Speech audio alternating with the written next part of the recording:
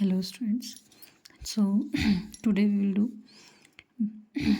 Beta विलोपन.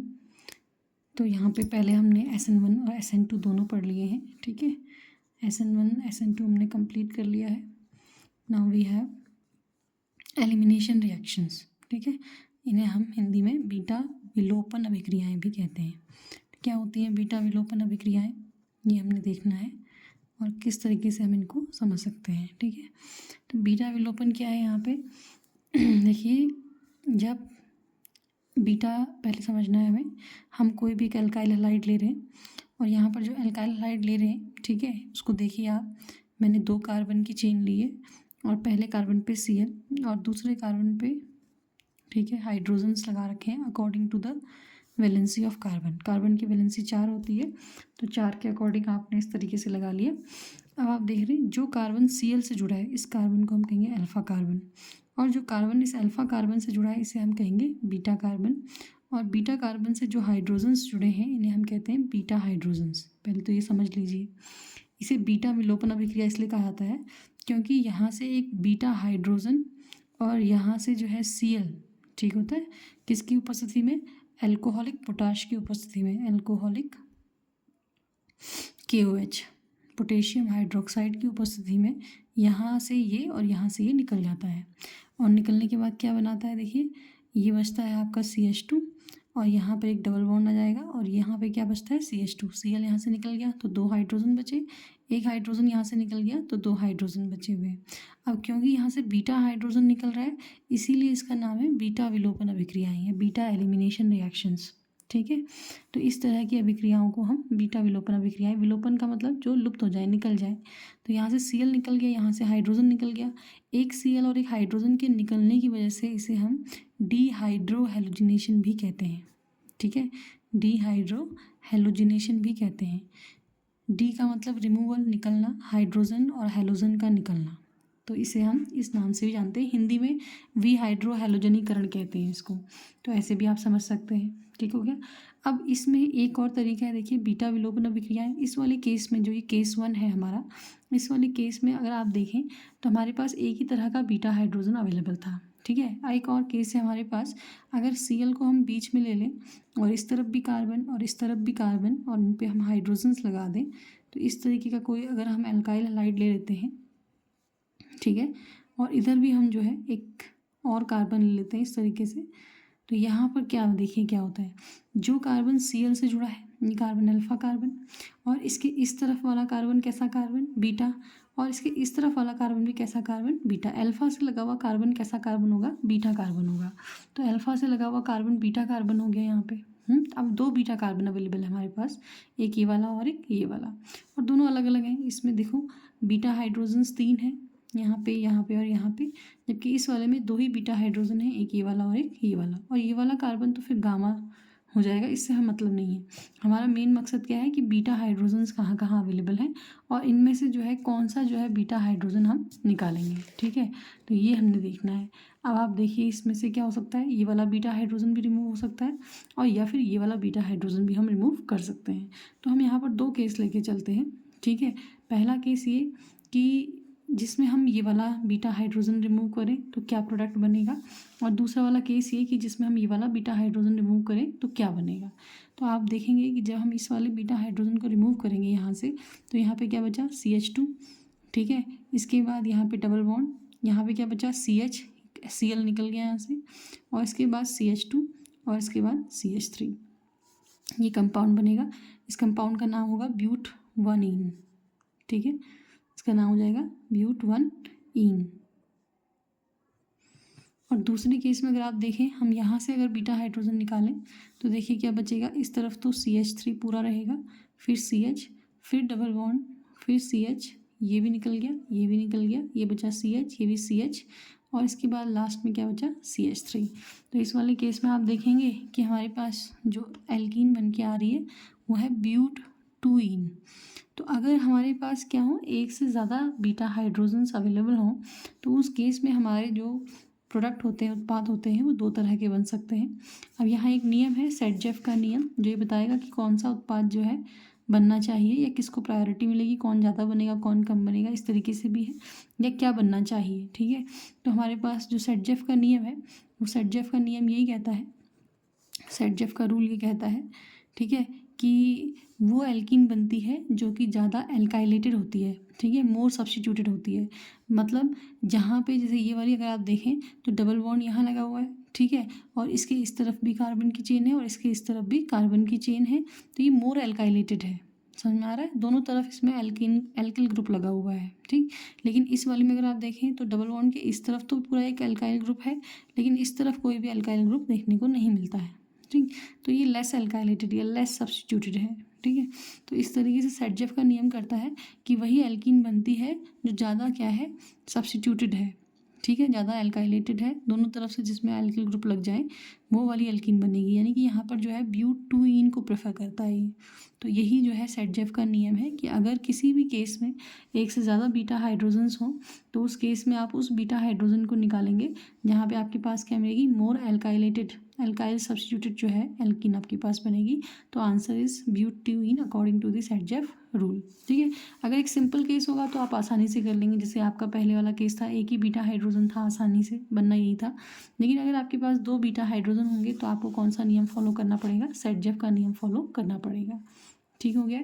तो ये तो हो गई विलोपन अभिक्रियाएं, और उसमें भी जो है 2 तरह से, ठीक है, जिसमें हमारे पास बीटा हाइड्रोजन एक ही है और जिसमें हमारे पास 2 तरह के बीटा हाइड्रोजन है, ये वाली हो गई।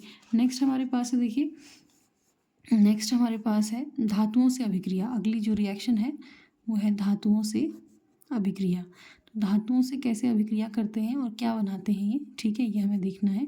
धातुओं से अभिक्रिया करने पर देखिए, अगर हम रिएक्शन कराते हैं CH3CH2Br, ठीक है, और दी क्या है, फर्स्ट टाइम जो है ये आपको विक्टर गिग्नार्ड, ठीक है, उन्होंने जो है ये रिएक्शंस को जो है निकाला है, और उनके नाम पे ही जो ये रिएजेंट है उसे ग्रिग्नार्ड रिएजेंट कहते हैं। तो जब हम क्या करा रहे हैं, देखिए इस एल्किल हैलाइड की रिएक्शन Mg के साथ मैग्नीशियम के साथ करा रहे हैं in presence of dry ether, शुष्क ईथर की प्रेजेंस में। तो यहाँ पर क्या होगा, ये इससे जुड़ जाएगा और एक नया कंपाउंड बनाएगा जिसका नाम है CH3CH2MgBr, ठीक है। तो ये क्या बना आपका, ग्रिग्नार्ड अभिकर्मक, इसका नाम है ग्रिग्नार्ड अभिकर्मक, ग्रिग्नार्ड रिएजेंट बना हमारे पास ही। तो ग्रिग्नार्ड रिएजेंट बनता है, ठीक है, एक तो ये इंपॉर्टेंट बात है। और इस ग्रिग्नार्ड रिएजेंट की क्या इंपॉर्टेंस है कि ये कई सारे यौगिकों को बनाने में एज अ इंटरमीडिएट यूज़ होता है। बड़ी आसानी से जो है बहुत सारे हम यौगिक की प्रिपरेशन आगे देखेंगे आप, प्राइमरी सेकेंडरी टर्शरी, ठीक है, तो उन केसेस में बड़ा यूज़फुल होता है ये। और एक और इम्पॉर्टेंट चीज़ है, मैग्नीशियम एक धातु है, ठीक है, और धातुएं हमेशा कैसी होती हैं, ज़्यादा इलेक्ट्रोपॉजिटिव होती हैं।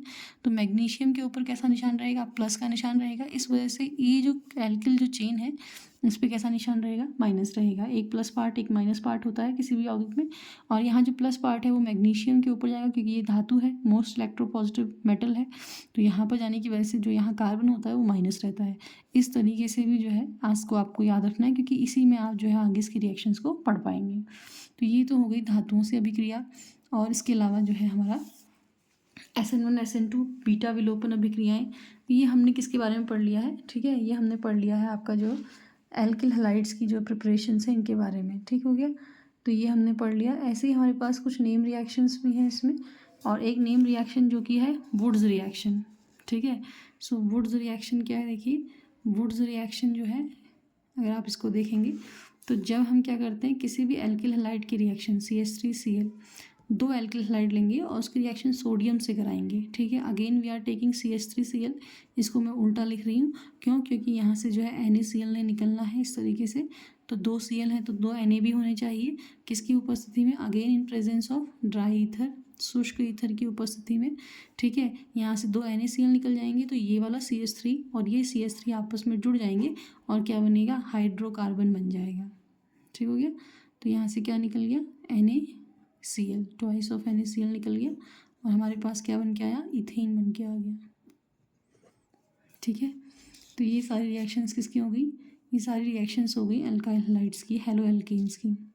Next we will do halo arenes. अगला जो है हम करेंगे वो करेंगे हेलो एरीन्स के बारे में। पहले हम इसकी प्रिपरेशन फिर हम इसकी प्रॉपर्टीज़ के बारे में पढ़ेंगे, ठीक है। तो हेलो एरीन्स क्या क्या है देखिए। फर्स्ट जो प्रिपरेशंस हैं हेलोएरिन्स की, वो देखनी है हमने। हेलोएरिन्स किसे कहते हैं हम, ये भी आपको मैंने बताया है, ठीक है। बेंजीन की रिंग पर अगर हम क्या लगा दें, कोई भी हेलो ग्रुप लगा दें, यानी कि क्लोरीन, ब्रोमीन या आयोडीन लगा दें, तो इसे हम हेलोएरिन्स कहते हैं। जैसे इसका नाम है क्लोरोबेंजीन। क्या नाम है इसका, chlorobenzene. In the same way, ठीक है, क्या हो सकता है, इस पर हम ब्रोमीन भी लगा सकते हैं, तो ये ब्रोमोबेंजीन हो जाएगा, ठीक हो गया। और इसके अलावा आयोडोबेंजीन, फ्लोरोबेंजीन, ठीक है, सभी तरह के हेलोजन्स को हम यहाँ लगा सकते हैं। आयोडोबेंजीन और नेक्स्ट इज फ्लोरोबेंजीन, फ्लोरीन है, ठीक है। तो ये हमारे पास है। और इसके अलावा क्या होता है, ऑर्थो पैरा पोजिशन, यानी कि दो भी लगा सकते हैं हम। जैसे 2 Cl लगाएंगे तो डाइक्लोरोबेंजीन, 1,2 डाइक्लोरोबेंजीन, इस तरीके से भी हो सकता है। एक ब्रोमीन एक क्लोरीन भी लग सकता है। तो ये रिएक्शंस हमने बाद में देखनी है। First we will do the preparation, ठीक है। पहला जो हम है वो क्या करेंगे, preparation of haloarenes. Preparation of haloarenes में हमारे पास क्या क्या है देखिए।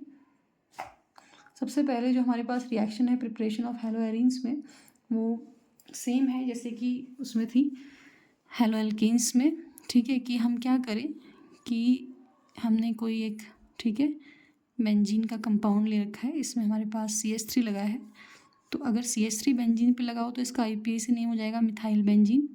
मिथाइल ग्रुप है ये, बेंजीन पे लगा है, उसका नाम हो जाएगा मिथाइल बेंजीन।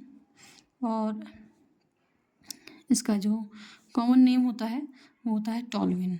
तो टॉल्विन के नाम से बहुत फेमस है ये, ठीक है। तो ये इसका नाम है। अब इसमें क्या करना है, हमने फिर से क्या करना है, हेलोजिनेशन करना है। इसमें आप Cl2 डाल दें, किसकी उपस्थिति में डाल दें, ठीक है, आप, ठीक है। Fe डार्क में रिएक्शन होगी, अंधेरे में, ठीक हो गया। तो जब ये रिएक्शन होगी तो क्या होगा, यहाँ से एक, ठीक है, ये CH3 है, इस पे जो है ये टॉल्विन ग्रुप लगा हुआ है, तो Cl जो है क्या हो जाएगा, आसानी से जो है यहाँ जुड़ जाएगा, ठीक है। कौन सी पोजीशन पे जुड़ेगा, इसकी ऑर्थो या पैरा पोजीशन पे। CH3 पहली पोजीशन है, तो दूसरी पोजीशन ऑर्थो होती है। तीसरी और चौथी, जो चौथी पोजीशन होती है वो कैसी पोजीशन होती है, पैरा पोजीशन होती है, जो इसके जस्ट अपोजिट होगी। तो यहाँ पर हम इसमें दो तरह के कंपाउंड बनेंगे, one is ortho and one is para. तो आप देख लीजिए, इसमें आपने लिखा ये है CH3 की सेकंड पोजीशन पे Cl, ये ऑर्थो क्लोरो हो गया टॉल्विन, ठीक है, ऑर्थो क्लोरो टॉल्विन इसका नाम हो जाएगा। और अगर हम क्या करें, इसी की पैरा पोजीशन पे CH3 की पैरा पोजीशन पे क्लोरीन लगाएं, तो ये क्या हो जाएगा, पैरा क्लोरो टॉल्विन हो जाएगा, ठीक है। फर्स्ट पोजीशन CH3 की है, फोर्थ पोजीशन Cl की है। तो दो तरह के उत्पाद देखने को मिलते हैं, ऑर्थो और पैरा उत्पाद देखने को मिलते हैं, जब हम टॉल्विन का क्या करते हैं, हेलोजिनेशन करते हैं, ठीक है, Fe की उपस्थिति में डार्क में। तो ये एक रिएक्शन है, हाउ टू मेक। अब इसमें जो है क्लोरीन अटैच हुआ है लेकिन संग में CH3 भी है। तो इस तरीके से हम ऐसा कंपाउंड अगर बनाना चाहते हैं ऑर्थो क्लोरो टॉल्विन, तो हम किससे बना सकते हैं, टॉल्विन से बना सकते हैं, बाय दिस प्रोसेस या by the help of this reagent, ठीक है। इसके अलावा जो हमारे पास दूसरा रिएक्शन है, इसका नाम है सैंडमियर रिएक्शन, ठीक है। तो सैंडमियर नेम रिएक्शन है, और सैंडमियर रिएक्शन में क्या होता है ये आपने देखना है, ठीक हो गया। तो सैंडमियर रिएक्शन देखिए,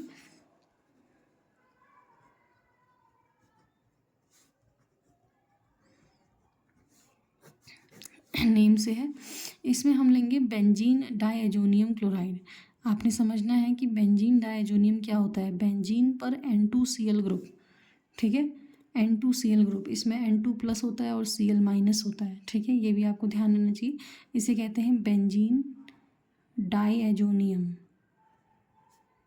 बेंजीन डाइएजोनियम क्लोराइड, ठीक है। इसकी प्रिपरेशन आगे आएगी एमीन्स में, एमीन के थ्रू, एनिलीन के थ्रू बनता है ये, तो वहाँ पे हम देखेंगे कैसे बनता है। फिलहाल आप इसको याद रखिए कि बेंजीन पर अगर N2Cl ग्रुप है तो उसका नाम बेंजीन डाइएजोनियम क्लोराइड है, और इसकी रिएक्शन हमने करानी है Cu2Cl2 या Cu2Br2 से, ठीक है। तो यहाँ पर हम किस रिएक्शन कराएंगे इसकी, Cu2Cl2,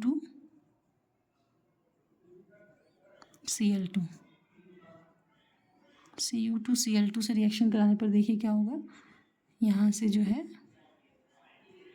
N2 निकल जाएगा, Cl भी निकल जाएगा, और ये जो Cl है ये यहाँ पे आके अटैच हो जाएगा, तो क्या बन जाएगा, क्लोरोबेंजीन बन जाएगा।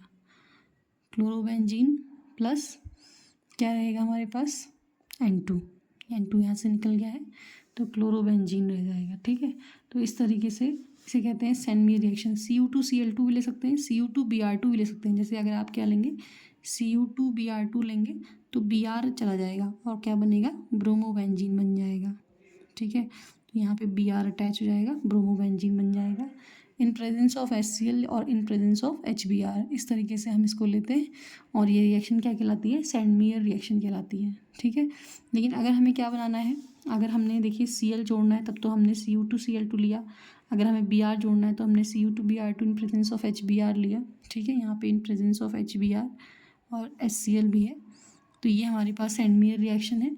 लेकिन अगर हमें क्या लगाना है, यहाँ पे आयोडीन लगाना है, तो आयोडीन के लिए हम क्या लेंगे, अगर फिर से हम बेंजीन डायजोनियम क्लोराइड लेंगे N2Cl और इसकी रिएक्शन कराएंगे Ki से, पोटेशियम आयोडाइड से।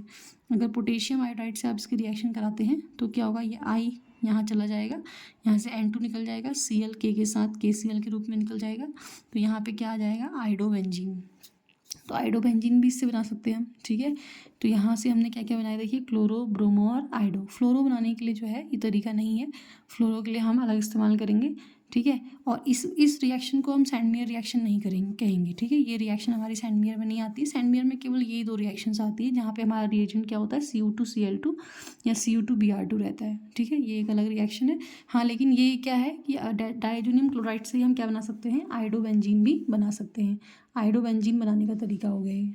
ठीक हो गया, तो इसके बाद हमारे पास क्या है, भौतिक गुण आपने पढ़े ही हैं। ठीक है, भौतिक गुण में एक जो इम्पॉर्टेंट चीज़ हमारे पास इसके लिए है, हेलोएरिन्स के लिए है, वो है आपका बॉइलिंग पॉइंट।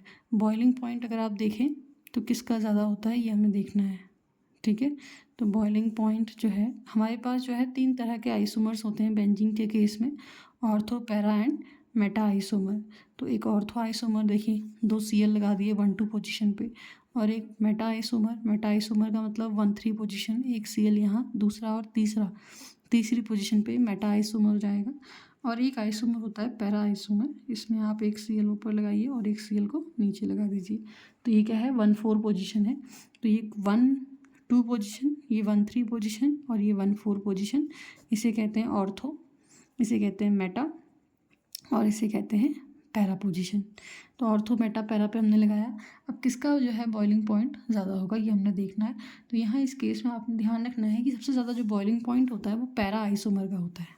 ठीक है, क्यों, क्योंकि इसमें सिमेट्री पाई जाती है, सममिति पाई जाती है, इसलिए जो है सबसे ज़्यादा जो है बॉइलिंग पॉइंट किसका होता है, पैरा आइसोमर का होता है। उसके बाद आप ठीक है देख सकते हैं मेटा का भी, और उसके बाद ऑर्थो का। तो सबसे ज़्यादा मेनली क्वेश्चन जो पूछा था वो ये पूछा था किसका ज़्यादा होगा और क्यों, तो पैरा आइसोमर का ज़्यादा होता है क्योंकि इसमें सिमेट्री पाई जाती है। ठीक है, तो ये हमारे पास आंसर होना चाहिए इसके लिए। ये हो गया आपका हाउ टू प्रिपेयर, ठीक है, हेलोएरिन्स, ठीक, and their physical properties. Physical properties में बाकी आपने पढ़ा ही है कि जितना ज़्यादा मोलर मास होगा या जितनी भी, ठीक है, जितना जो है परमाणु भार ज़्यादा होगा उतना ही जो है हमारे पास क्या होगा, बॉइलिंग पॉइंट ज़्यादा होगा। और आइसोमर्स मैंने आपको बता दिया कि ortho, Meta and para isomers के केस में जो है किस तरीके से किसका जो है हमारे पास ज़्यादा होगा, पैरा आइसोमर का ज़्यादा होगा, क्योंकि जो पैरा आइसोमर है, ठीक है, ये पैरा आइसोमर क्या होते हैं, स्टेबल हैं, सिमेट्रिकली स्टेबल हैं, तो इसलिए इनमें ज़्यादा होता है। एक ये चीज़ हो गई। अब आ गई हेलोएरिन्स की अभिक्रियाएँ, केमिकल रिएक्शंस, रासायनिक अभिक्रियाएँ। ठीक है, तो रासायनिक अभिक्रियाएँ देखिए क्या क्या होती हैं, ये भी हमें देखना है। ठीक है, रासायनिक अभिक्रियाएं, ठीक है, तो केमिकल रिएक्शंस ऑफ हेलोएरिन्स, क्या क्या केमिकल रिएक्शंस है देखिए। मेन इंपॉर्टेंट पॉइंट जो है केमिकल रिएक्शंस में, ठीक है, वो ये है कि सबसे पहले आप देखें कि जो हैलोजन्स लगे हुए हैं यहाँ पे, ठीक है, बेंजीन रिंग में जो हैलोजन Cl हमने लगाया, इसकी वजह से क्या होता है, इसमें अनुनाद प्रभाव होता है। ये भी आपने सुना होगा, अनुनाद प्रभाव। क्लोरीन के पास जो है 7 इलेक्ट्रॉन होते हैं, 7वां इलेक्ट्रॉन साझा किया गया है और बाकी 6 इलेक्ट्रॉन इसके ऊपर एज इट इज़ रहते हैं। ठीक है, तो 6 में से क्या होगा, 1 इलेक्ट्रॉन ये क्या करेगा, रिंग में देगा, रिंग एक्टिवेट हो जाएगी। ठीक है, और ये डबल बॉन्ड क्या होगा, आगे शिफ्ट होगा, क्यों, कार्बन की वैलेंसी यहाँ पे डिस्टर्ब होगी इसलिए। तो ये जो बॉन्ड है डबल बॉन्ड, इसकी शिफ्टिंग को ही हम अनुनाद या रेजोनेंस कहते हैं। क्या कहते हैं, अनुनाद या रेजोनेंस कहते हैं। ठीक है। तो जैसे ये शिफ्ट होगा आप देखें क्या होगा, देखिए यहाँ पे माइनस चार्ज, यहाँ डबल बॉन्ड Cl, इसने अपना इलेक्ट्रॉन दिया है तो इस पे प्लस का चार्ज, और इस पे आप कितने इलेक्ट्रॉन बचे या कितने लोन पेयर बचे, 2 लोन पेयर बचे। ये वाला बॉन्ड शिफ्ट हो चुका है, अब कौन सा बॉन्ड बचे, ये 2 बॉन्ड बचे हैं, ठीक है। इसके बाद ये माइनस अंदर बॉन्ड देगा और नेक्स्ट बॉन्ड क्या हो जाएगा, अगले कार्बन पे शिफ्ट हो जाएगा। तो यहाँ डबल हेडेड एरो से देखिए, डबल हेडेड एरो से हम अनुनाद को दिखाते हैं। और अगली बार वाले में देखिए क्या होगा, ये जो माइनस चार्ज है वो कहाँ आ गया, अब इस वाले कार्बन पे, यहाँ पे बॉन्ड आ गया जो इसने दिया, एक बॉन्ड ऑलरेडी यहाँ है, डबल बॉन्ड Cl प्लस का निशान विद 2 लोन पेयर्स, ठीक है।